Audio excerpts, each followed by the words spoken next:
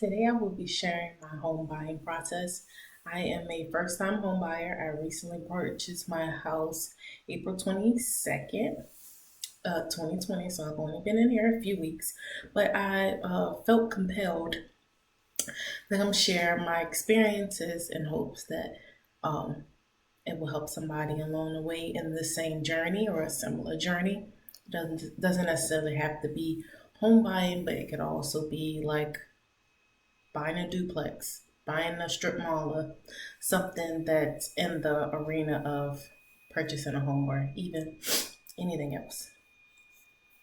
So, what I first did was um, made sure I had like a savings goal. And so my goal was $10,000 because I was aware that there was money that had to be spent before the house was actually purchased, even though I was going to apply for a loan and not pay like cash for the house. And so first, what I did was I found the real estate agent through just filling out. I searched online for real estate agents, and I ended up coming across a site which I don't even remember at this point, and it had a form where I filled in like my name, my phone number, and my email address. And through that, I was contacted by a real estate agent.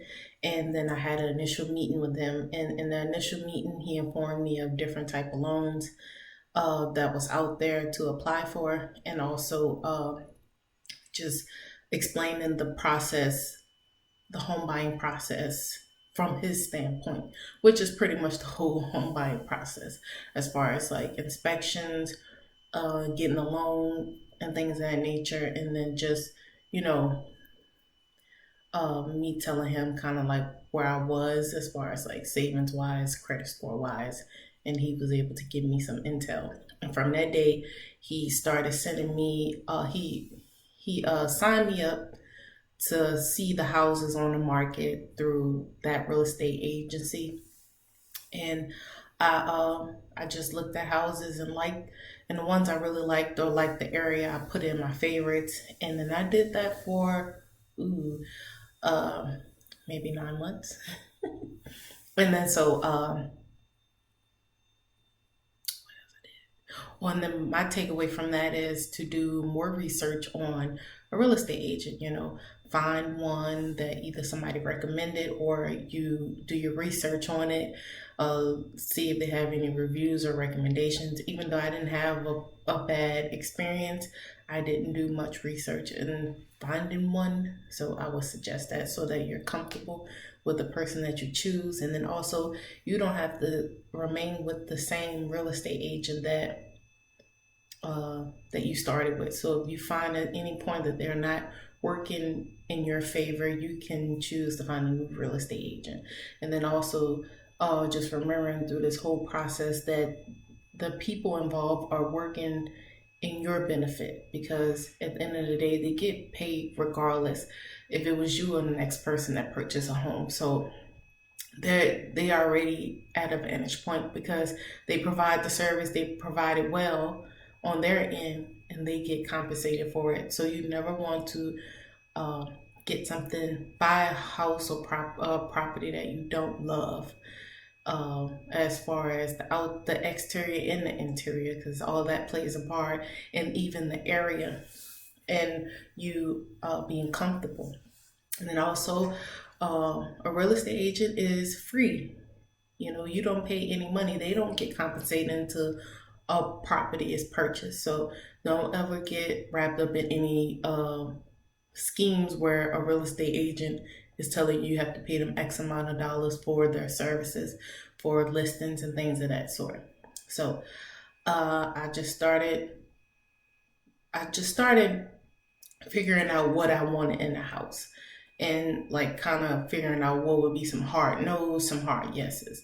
And a lot of this was like mental work, kind of manifesting what I want, what I didn't want, and what I didn't want to deal with, like a tree. But funny thing, I have a tree in my front yard. But the thing is, it's not affecting a property, but it's a very, very beautiful tree. It's not an oak tree, but it's a bigger tree. I just have to figure out what kind of tree it is. And so through that real estate agent, he put me in contact with the loan officer associated with that agency. I did not go with the loan officer from that real estate agency. And I didn't go with him for a number of reasons, just because some, like, through dialogue, he wasn't he was informative, but he was informative in a way of, like, if you have this, if you have this on your record, or if you have this and that, you can't buy a house, versus informing me that, oh, you have this is some steps you can do to make yourself more favorable in being able to get X amount of loans. It was a very negative connotation around it. So I was like, I'm not going to go with him. And I didn't. Or I'm not going to go with that particular loan officer. And so I chose not to. And um, so next I just used from the summer until, I guess, like 2 months ago, I just worked on getting my savings up to that $10,000 at least. So I will have a cushion regardless. I have emergency fund, and then I will also have money to go into the beginning cost for my home. And then that was June, July-ish. And so that September, I signed up for a first time home buyer class, which is very beneficial. I highly recommend that, regardless if you need any assistance, because through taking a first time home buyer class, you are available for first time home buyer funds and loans, grants that the state of Louisiana provide. I'm not sure if that's the way it works in other states, but I'm just going to speak for the state of Louisiana. And so, but regardless of any monetary benefit that you may or may not get from it, it's very beneficial for you to understand the process of home buying, so that you have a leg up when you finally enter that process for yourself, and you're going in there with your own knowledge and not someone telling you something that sounds good but it may not actually be good. And so through this class, they go through budgeting, they go through the whole process of buying a home and what steps they recommend to go in. First, getting a loan, so you know how much of a house you can afford, how much you can afford based on your debt to income ratio, how much your income is, how your credit score is, how much money you have. I don't know if it's so much, and how much money you have saved to how much money you have, in assets and things like that, so, to determine if you would even be someone that would be home buyer ready. And so, uh, yeah, and so it goes, and then once you get the loan, you find a real estate agent, you start looking at properties, and then you get the property, you have to get it inspected, and then if you find anything that's not right with the inspection, you can get out of buying that particular house. And if it's minor stuff, you can negotiate for them to, or if it's anything major or minor, you can ask for the seller to take care of it. If they don't, you can back out of the contract. Or if it's minor, you can get them to take so much off of the house, and that way you be paying less for the house, and ideally what you will pay for the repairs, you will take off the house, so you'll come out pretty much like you were just paying for your house or something like that. And then have then a home inspector. Like everybody from the process, there is somebody that work in that field. So you will meet a loan officer, you'll meet a real estate agent, you'll meet a home inspector, termite inspector, and they will offer they do offer like discounts for people who go through the first time home buyer class. They give you coupons and things to get a reduced price for their services because you came in contact with them. And you can also use the loan officer and the real estate agent that are in that that are presented to you in that class, and they allow you to ask questions about anything. even if it's anything specific to your situation, they will advise you on how to handle that, which was very beneficial. Everybody was very informative and they were very open with answering the questions. And then, so after I took that class, that's when I just focused on the savings part of it, just making sure I had money because, focusing on saving and also paying my car off. So I paid my car off in December because I knew I didn't want to have a car loan and a house loan, and I knew not having a car loan would decrease my debt to income ratio. So I just wanted to be in a position where I had little to no debt, because pretty much the only debt I have is like credit card debt. It's not really debt because it's like low amounts, but pretty much they base it off of like if I have 3 credit cards, they'll base it off the minimum. So this would be my debt. It's kind of how they view it, or something like that. And so, can I afford a house loan and a $90 debt a month, pretty much? And so, the less you have debt wise, the better it is for you to get, like, for it to be smooth sailing as far as you getting the house you want, and you being able to afford it. So that's the good thing. They do a lot of checks and balances now, especially after the house market crash. I think back in 2008, they do a lot of checks and balance with, can you really afford this house? And they don't consider like utility bills and stuff, but if you have any debt, they do consider that. They like, can you afford this based on how much you make and how much debt you have coming into the door. So I really like that. And so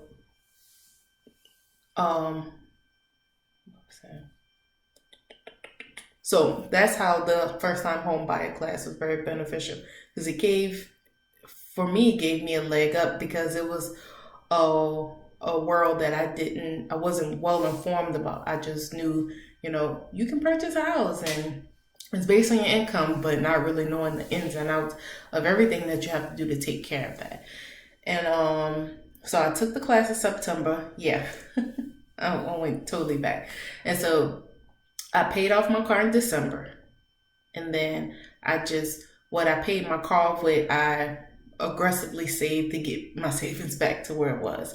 And then with my savings, some months I would do more of an aggressive saving like a few hundreds of dollars, and then I just go back to saving maybe $100 or something like that, and save what's comfortable for you. Because I noticed sometimes when I would aggressively save, I would save too much, if that makes sense, because then I wouldn't have money to do like simple joys, to engage in simple joys, like being able to go eat at Houston's. Houston's could be like $50 a person, but they ribs and they spinach dip is really good, and I like it. Being able to do stuff like that, or being able to go to the movies, or being able to take trips, because I love to travel. And it costs money. And shoot, at one point in time, I was taking, oh no, I was taking like 4 trips a year, and they cost money. So that means I need to be able to not oversave or overspend, even though, you fall short sometimes. But so, that's what I did to get my savings where it is in the X amount of years that I've been saving to get there. And, yeah, and then I made sure my credit cards were paid down, that I didn't have a balance. And then now I actually have like a rule of thumb to not go over charging $300 or so on the credit cards, to make sure I'm less than that 30% of my total, because I have 2 credit cards. So making sure I don't go over my 30% of usage. So, but anyway, so I made sure my credit cards was low, and then my credit cards was paid down completely, and I also am in the process of setting like a new limit for myself, so I can stay within between, let's say, 29% of usage, and not rely on, like, not accumulate debt essentially, or charge it too much where I can't afford to pay it off. And so that's what I did in preparation for buying a house as far as financial. And then I just started working on a budget, and I have a budget. I just have to enforce it. And I have to tweak it based on like new expenses that I have and stuff like that.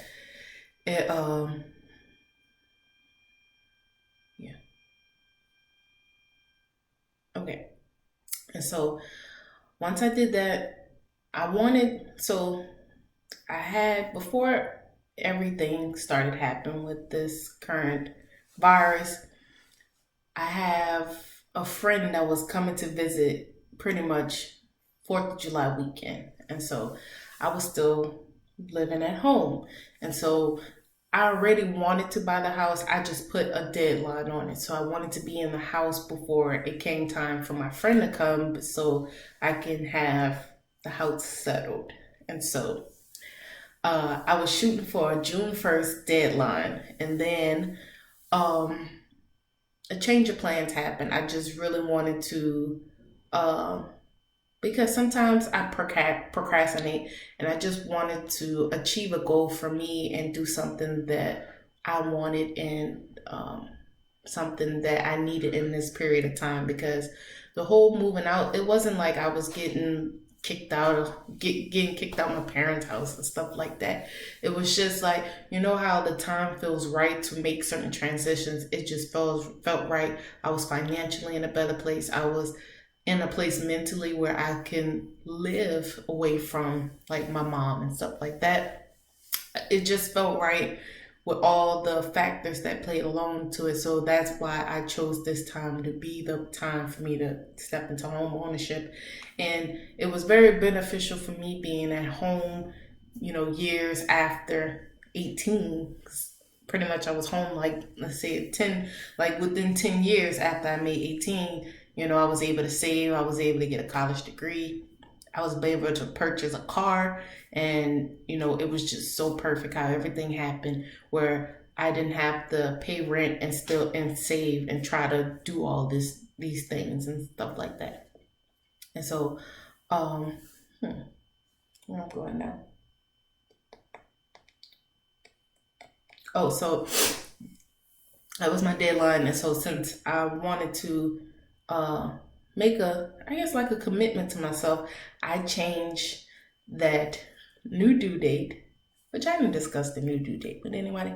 I changed it to my birthday, and so my birthday is April 26th, and so I actually ended up closing 4 days before my birthday. So that was a big one. So it was my birthday present to myself, and then um, once so I like December, I took my last trip. I went to San Francisco, and then I did a lot of spending, and I spent cash. So I wanted to, because when you apply for a loan, you have to give them the last.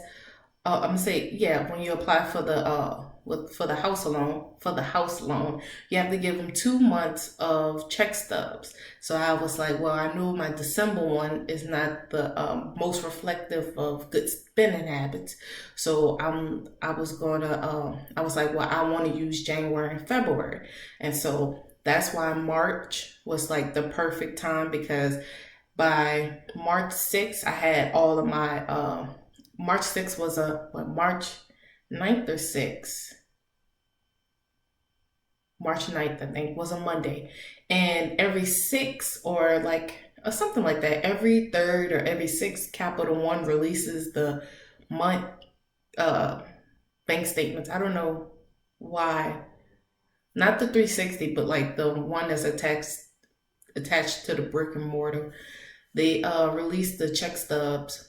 The last day for the check for the bank statement is like the 3rd or the 6th of that month. And so I was like, once I get that February bank statement, I'm gonna go and apply for the loan. And so that's what I did. So that, I think it was like March 9th, it was a Monday. I went to a few banks. It wasn't very successful because one of them, they didn't have an on-site loan personnel, like home loan personnel. It was like somebody had to contact through a phone. And then I went to a second bank. The person was on site, but they were with someone, and it wasn't guaranteed that I would be able to meet with them. And then the third bank, um, when I went in there, the process was me just filling out a form and giving them my bank statements and stuff, and then sending it off. And then I was like, oh, no, no, no, no, no. This is not how I'm going to do this, because when I apply for the pre-approval, that would then be the approval kind of thing. You know what I'm saying? So I kind of want that to happen once. I don't want different banks to keep hitting my credit, requesting my credit. And so when I was a little distasteful with the bank situation, and not being able to really talk to anybody about how what I can get out of it or what benefits the bank can offer me. My mom friend mentioned using a mortgage company, which I never heard of. And so pretty much the mortgage company eliminates the middleman, which is the bank. So you going almost like you have a direct, like you going directly to the people to the broker, pretty much. And so I found one, I found two, and so both of them, they were very informative. But what was the decision maker was the one that I eventually went with, which is Guild Mortgage Company. The woman that I was in contact with, which is Debbie Dowser, or Deborah Dowser, she was very informative. She volunteered a lot of information. It was not much I had to ask her, because she was very transparent and even open to answer my questions, even if I chose not to go with their company. And that just spoke volumes to me, and it made me comfortable that she would operate in my best interest. And she did operate in my best interest with getting the interest rate that put me in getting the lowest interest rate as possible that I could have gotten, going out and beyond to help me with my home insurance and things like that. Just doing things proactively without me having to ask of her. That just spoke so many volumes. So I was grateful that I went with that company, and particularly that person, because it was Miss Debbie that facilitated all of that. And so I get pre-approved, which essentially is being approved for the loan, because as long as you find a house within 90 days, they're not going to hit your credit again once you say, oh, I got the house. They hit it once, and then if it's been 90 days, then and you still want to go with that same company, you were like, here, I got the house, they're going to have to hit your credit again, because technically a lot can happen in 3 months. You know what I'm saying? As far as, people, which you shouldn't, but, people can still be applying for other credit lines and stuff, but you're not supposed to. So until you have squared everything away with your house loan. So I say don't apply for any new lines of credit like a year before you want to buy a house.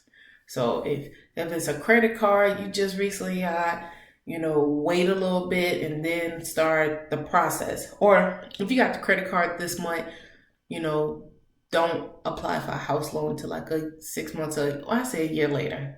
That just puts you completely out the clear of that being like a brand new line of credit, and you would have given yourself time to bounce back from the inquiry, the hard inquiry. And so I got my loan, and then after I got my loan, I was physically going to the houses and seeing the houses, and they were going so fast because, at this time, the interest rates were very favorable. So people buying up houses, like the really nice ones in really nice neighborhoods, they were going, like the ones that was ready to move in, they were going like flies. Like I'd be like, I'd tell my real estate agent, I want to see this house Saturday. or whatever. And then I see it Saturday, but once I see it Saturday, that Friday or that Saturday, somebody already went under contract for it. And I'm like, dang. I said, this is gonna be a little harder than I thought. And so, I looked, I probably looked at 10 houses, and then I say on the 10th house, I kind of got, I guess, a little anxious, a little scared that I wouldn't find a house within that period. So I act prematurely to a house that I didn't love and wasn't in the area that I love. And luckily I was able, I didn't get into the contract, but I had, put an offer, and I was able to reverse that. And so I was like, you just got to keep looking. You can't just kind of just jump on something because you like something about it. You got to like everything about it. And so I probably looked for a few more days, and I found my home. I found my home that I'm in. It was so perfect. It was like my mom, her friend came across it, and they were like, look at this one. And I had seen it already. And I was like, I've seen it already. And they liked it. My boyfriend liked it. I was like, oh my goodness, this is my house. It was so perfect. It had the yard I wanted. It was in the area that I wanted. It's a fairly young house. The house is only 22 years old. The house younger than me. And I was like, okay, perfect. It had a tree in the front yard with the swing. Is so cute. And I was like, this is my house. So, and then the inside is not a big house, but is not small. It's like, it's just cozy enough and comfortable for me as a first home. And it's a 3-bedroom. So and then there's 2 full baths. So I won't have any issues, if I later decide to sell it or rent it out, because it's pretty favorable. The kitchen is a nice size. The living room is a nice size. It's like everything I wanted. And then so I put in my offer, and then my offer was for the seller to pay my closing costs. And they agreed to it, and everything was smooth selling. Was signing paperwork back and forth. I signed all my paperwork electronically. The only physical paperwork I signed was at closing. So everything was coming electronically. And then I applied for the USDA loan. And with that loan, I didn't have to put a down payment on. So boom, down payment taken care of, closing costs taken care of. And then after they accepted the offer, I had, I think, like 10 days to get the inspections done. So I got the inspections done. And if I can give a rule of thumb, before you, like, a part of your home buying process, I'm gonna say your home searching, when you're still looking for a home, I say in that period of time, start shopping around for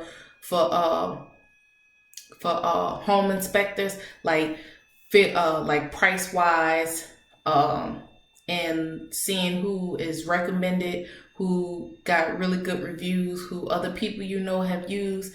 And that way, once it comes down to it, you have like a list of people that you're going to use their services for like the home inspector, the termite inspector, which are the home inspector usually, in most cases, they'll do the termite inspection too, and pipe inspection to check the pipes underneath the house, and a title company. So those are 4 things I would suggest having before you even say yes to a house, just because you'll have an idea, because the process goes so fast. Because 10 days, within 10 days, like once I found out I needed an inspector and those things, I just started asking people I knew had purchased homes fairly recent.